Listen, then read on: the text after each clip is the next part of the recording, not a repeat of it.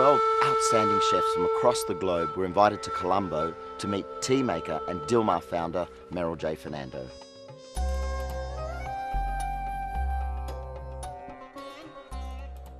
Shane Yardley is one such chef and is the head chef at Bistro Lago in Taupo, New Zealand. I want to buy some of this. This is great. Dilmah teas complements my cooking style in the way that tea's a subtle flavour, and I like to put subtlety in my food. So what we're doing here with the veg is chopping it up into a nice little garnish, and when we cook the fish and the prawns, which will be lightly cooked, the veg's going to be raw. So we've got a little bit of rosemary and garlic just to put in there, just to give it a little bit of flavour into the oil. That comes out. Great smell, hey? Yeah, it's a lovely smell. Yeah. Then we've got the fish to go in first. It's important that the pan's very hot.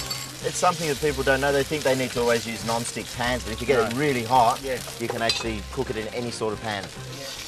Look at that. Great colour. I think it's a natural progression actually to use Dilmah tea with the food I like to cook. Sri Lanka is awesome.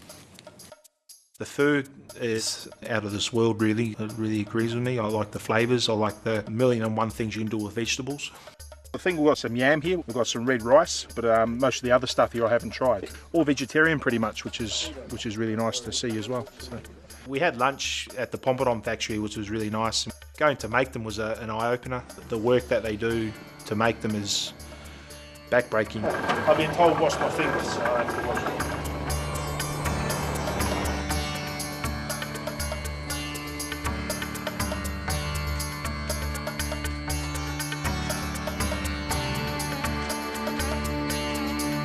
So the dough's been proved, and what's happened is they've rubbed it, rolled it, again after it's been proved, and rubbed it with coconut oil. And the coconut oil has given it a nice sheen on the top. And what they've done is they put it over here and they put a little bit of flour on it and put it through this roller a second time. And it comes out like a nice flat sheet, like a pasta sheet. Yeah, it's an interesting process, I can tell you that. 45 minutes to an hour it sits, it rests and dries out a touch, and then we cut them. You don't want to waste any of the dough because it's really hard work to make it, so you want to try and use it all so you get a bit close to the edges. I thought the way that you'd roll them out into the round shape would just be rolling with a rolling pin, but it wasn't like that. You roll out a big flat sheet, cut them out and stack them all up and press them down. So that was quite a trick in there actually. Pompidoms, look at them. They're a lot different than the ones we get at home. Totally, I even saw some that are puffed like this. Puffed up.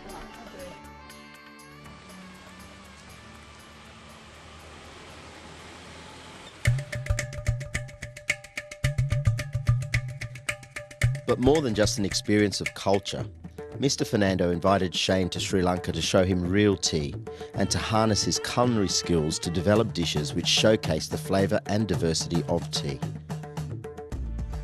The dish I'll be making for the gala night is venison. Venison and New Zealand go hand in hand. Made a rub for it with the cinnamon tea, dried orange zest and a little bit of salt.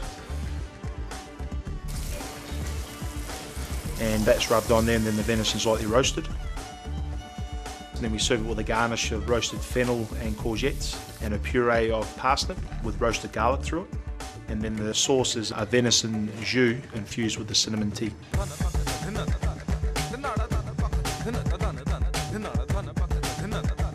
Log on to the Dilmah website to find the chef's recipes, plus more.